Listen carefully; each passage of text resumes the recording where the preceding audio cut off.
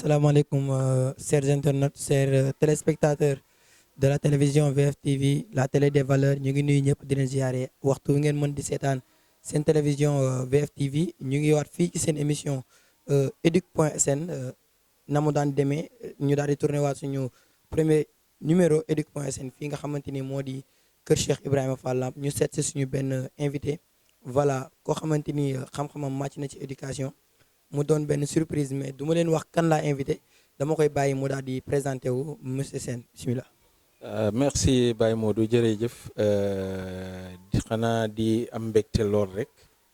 ci dalal bi ngeen ñu dalal waaw man Aliou Sène laa tudd nekk jàngalekat fii ci CEM Pikine ma am mbégte donc di dalal Baye Modou ak technicien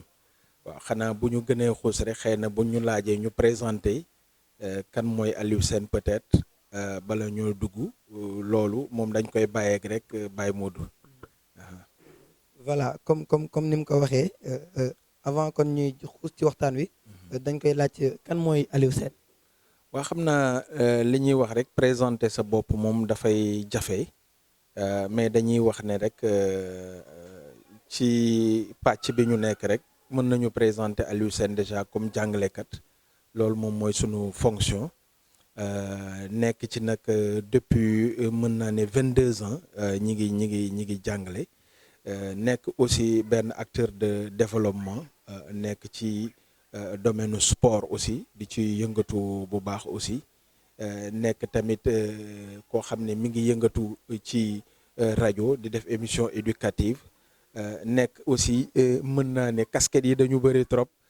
nekk syndicaliste donc parce que jàngalekat lañu nekk aussi di yëngatu ci wàllu politique donc de façon ramassée daal mën nañu wax loolu maintenant jaar yi peut-être parce que yow yaa am sa canevas émission yow yaa xam noo koy dérouler mais daal loolu ci lu gàttal daal Aliou Sène daal ab jàngalekat la boo xam ne ni dafa am benn slogan être au service de ma communauté ñun loolu mooy sunu slogan. ok merci beaucoup monsieur Sène kon mbokki téléspectateurs yi xam nañ kan mooy monsieur Sène voilà kon ñu daal comme que seetlu nañ que ne jamono ji ñu nekk ñu ngi ci benn crise mu tudd coronavirus benn maladie boo xamante ni gane si nañu bëgg fi yàgg def na fi weer ak lu teg ba tax na système bi nga nekk muy système éducatif dafa mel ne lépp tëju na ba tax na tëj nañ. l'école yi ak université yi ñu gis que ni école examen yi dafay am ak concours yi comme lu ci mel lycée technique yi ak yeneen yu ni mel te pandémie bi ba mu duggee ci réew mi daanaka liñ ci teg bëriwul ñu tëj école yëpp. nan la cours yi nar a dérouler après su pandémie bi demee. waaw xanaa bala ñu dugg foofu rek parce que day am loo xam ne nii. ñun mën nañu wax ne ñun jàngalekat lañ mais dafa am li ñuy wax ay techniciens les techniciens de l'éducation mooy ñi nga xam ne ni ñoom ñoo nekk ci ministère mais en même temps ñu nekk am ay répondants ñoo xam ne ñoom ñoo leen nekkal au niveau des académies muy li ñuy wax inspection d'académie ak au niveau aussi départemental muy IEF yi inspecteur de l'éducation et de la formation ñooñu ñoom mën naa ne ñoom ñoo techniciens yi ñoom ñoo ŋànk mais ñoom it duñu def lu dul rek jëlaat li nga xam ne ni moom la ministère jël comme décision pour wàcce waat ko au niveau de la base donc ñu gis ne pandémie bi mën nañ ne effectivement depuis le 2 mars la fi dugg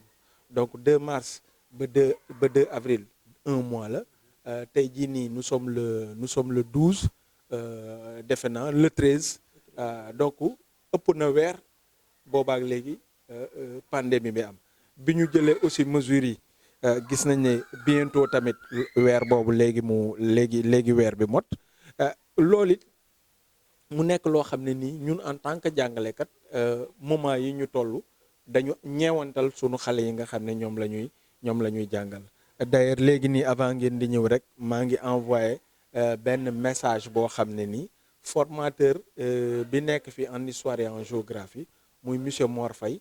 moo nekkoon yéene mooy ñu xool nan la ñuy jàppalee xale yi di ko def comme nii ngeen ñëwee nii rek ñu mën a xool les radios communautaires à l'image yenn télé yi nga xam ne nii ñi ngi dérouler ay cours nan la ñu mën a def ma mën leen jàppale parce que defe naa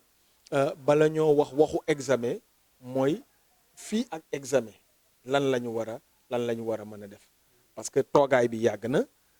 ci ñi ko mën peut-être ñi ngi continuer di encadrer seen ay doom mais gis nañ ne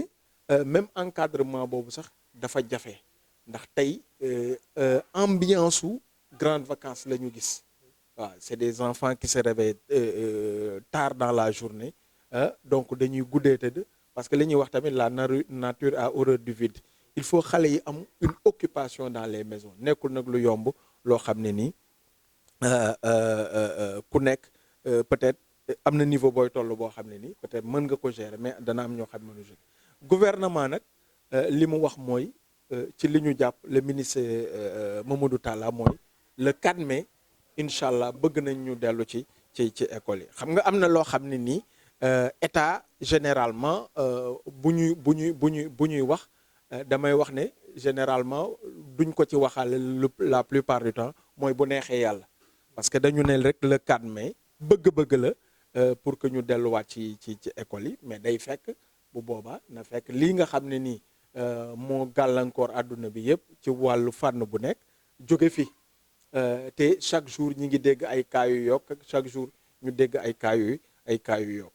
te ma jàpp ne bu yàlla defoon tey lii saafarawu ñu war a delluwaat ci école yi bu boobaa xëy na comme ni ñu ko defee woon bi ay année blanche amee yooyu puusaat nañu tuuti année scolaire bi ba nit ñi def nañ examen maa ngi rappelé wu même ak yenn grève yi temps wu président Ablaye Wade def nañ fi ñaari examen donc def nañ session de juillet def nañ ko xale yi def examen bi ñu dématé ba octobre avant école di ubbiwaat aussi defaat nañ donc système lu mel noonu mën na nekk comme palliatif mën na nekk comme solution mais nii defe naa bala ñu xalaat ay examen nañu xalaat d'abord toogaay bi nii fii ak boobu lan la ñu war a mën a def comme organisation ci jàngalekat yi nga xam ne nii teew nañu ci seen ay dëkk war a mën a jege yenn rajo yi war a mën a jege yenn télévision yi xool ñoom nan la ñuy dérouler seen cours yooyu pour mën a ne serait-ce que sax ñu ne xale yi nga xam ne ñoom ñoo nekk troisième ak xale yi nga xam ne ñoom ñoo nekk terminal parce que état moom bëgg na coûte que coûte mu def examen yi. voilà comme ni nga ko waxee léegi ni état bëgg na coûte que coûte mu def examen. examen yi bu jotee j'espère que élèves yi ñoo ci doon perdant comme cours yi ni mu waroon déroulé wu noonu. élève boo xamante ni parewut examen mu war a defi examen yan mooy ay conséquences yi nga xamante ni moo ko ci war a xaar. waaw xam nga au fait jàngale dafa am li ñuy wax dafa am progression ak harmonisation maanaam dafay am calendrier boo xam ne dañ koy topp dañ naan la kat diggante mois de décembre mois d'octobre ba mois de décembre yii leçon moom jàpp nañ ne ab jàngalekat lu mu yeex jàngalekat bi war na mën a àgg foofu donc bu ñuy proposer ay sujets yi bu ñu koy proposer sujets yi du ministère moo koy joxe sujets yi jàngalekat yi ñoom ñoo koy joxe ba tax na dañuy xool nag ci progression bi xool fan la ñu yem chaque année noonu la ñuy def même bu ñuy def premier semestre di def deuxième semestre dañ naan léegi en fonction des progressions nañ ci proposer des sujets noonu aussi la ñuy reproduire rek xam naa ne du ñàkk gouvernement bi bés bu yàlla defoon ba ñu delluwaat ci école yi d'abord dana amaat lu mu gàtt benn révision ne serait-ce que une semaine boo xam ne dañuy réviser waat pour xoolaat xale yi est-ce que li fi nekkoon ma nga fa bu ñu waree pousse def benn décalage d'une semaine 2 semaines ba 1 mois kooku au moins pour ñu mën a au moins nit ñi non seulement ñu nafaraat waaye ñu ku nekk jàpp ne fii moom war nañ fi mën a àgg pour ba mën a joxe ay sujet waaw. voilà comme que ñi ngi wax am na ñuy wax ci comme ni ma ko déggee barki dem ci WhatsApp bi. benn audio bu doon daaw ñu ne état bi bëgg na organiser ay examen voilà mais examen bi nga xamante ni moo ci ëpp solo muy examen baccalauréat parce que nee nañ mën nga dem seconde sans autant nga am BFM mais université pour nga dugg fa bac moo la fa war a mën a dugalee donc bac bi il est indispensable pour étudiant bi mën a dugg université voilà est-ce que kon état mën na organiser bac examen bac sans organiser examen CFA ak BFM waaw mais loolu xam nga un état c'est un ensemble état ensemble la gis nga examen yi bu école ubbee rek buñ ci tegaatee ay fan déjà kii bi day génn datu examen yi day génn donc chaque année date yi dafay am donc état mënul jël damay jàpp ne du jël benn engagement bi bàyyi ñi ci des maintenant ñële peut-être seen format mooy changer ñu ne léegi kat nañu sukkandiku peut-être ci ay moyenne de classe France loolu la ñu def dañu sukkandiku ci moyenne de classe yi donc mais bac bi aussi c'est la même chose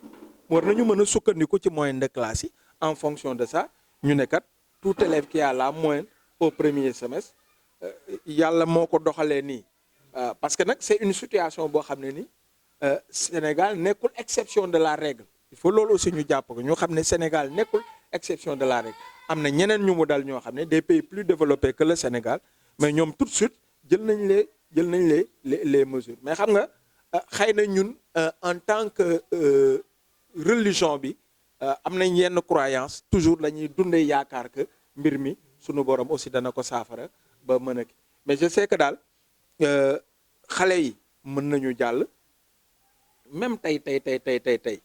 sixième xale bi mën na fa jàll te du am CFEE mën na dem en sixième mais bu boobaa diplôme bi day des donc waaw donc ki nga xam ne nii xale bi nga xam ne nii dafa war a def BFM aussi c'est la même chose mais si on parvient toutes les écoles lu mu gàtt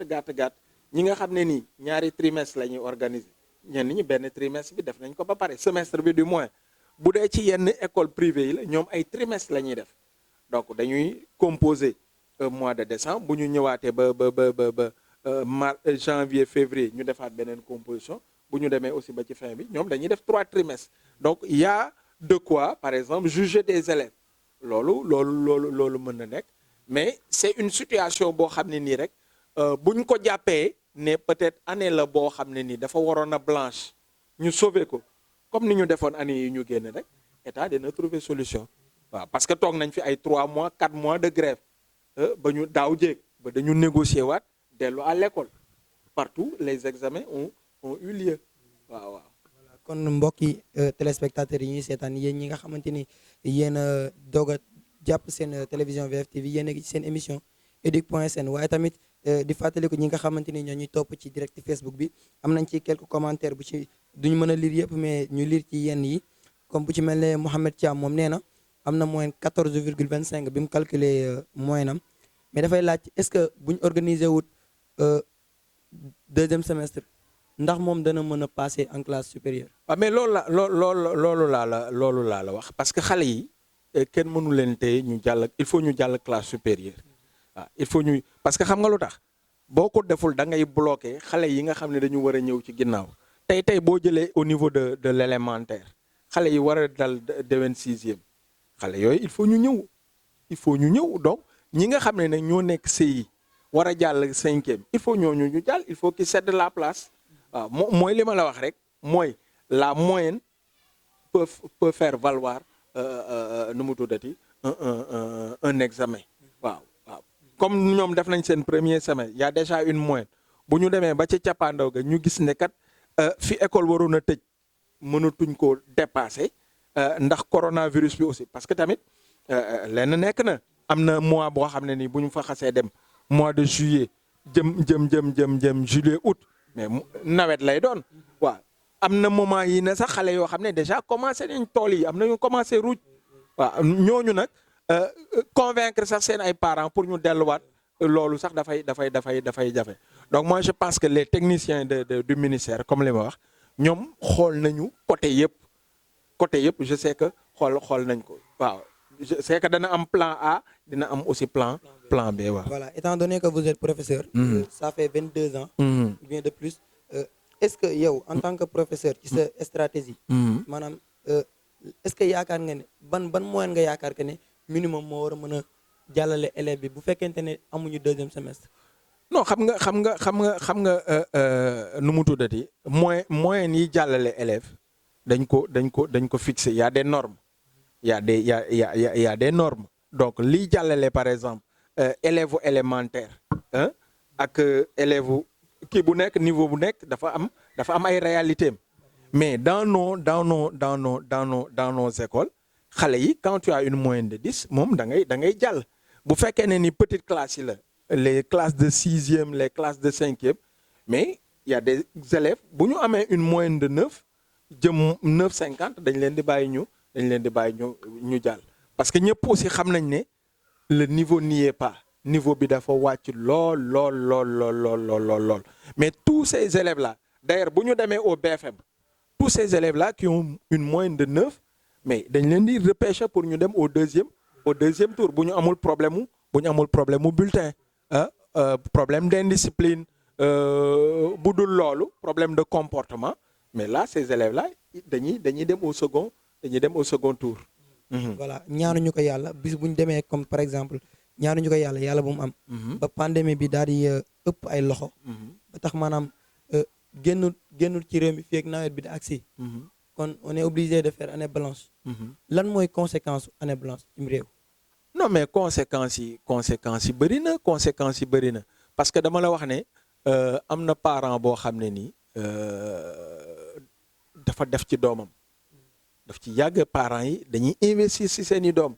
di am yaakaar ci ñoom pour que suba ñu awu leen donc c'est des investissements am na ci ñoo xam ne nii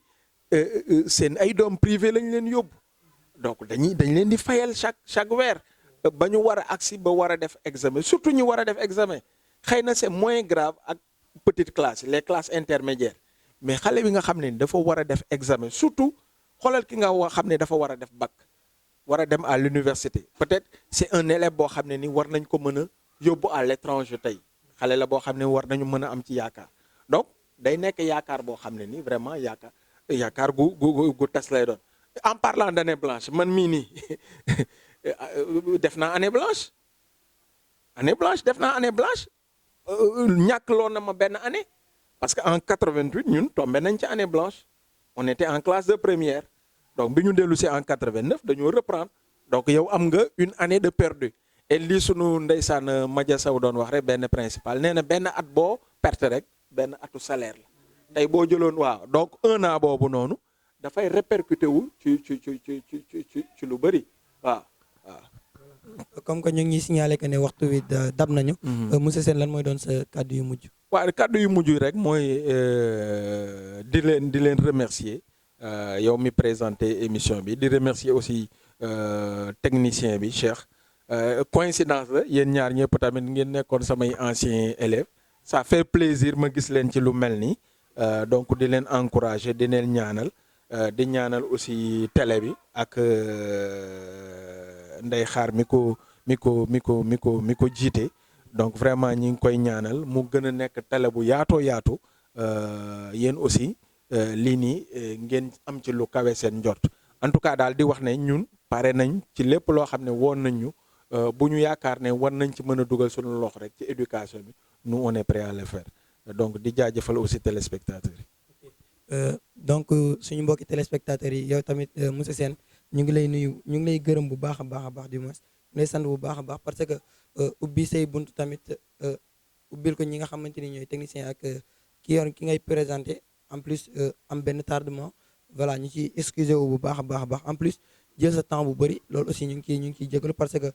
temps bu ne rek am na loo xamante ni waroon ngeen ko ci def parce que certes école bi jël na pause mais teelu ko ne y a des activités vitées yoo xamante ni waroon ngeen ko def voilà may remercier sama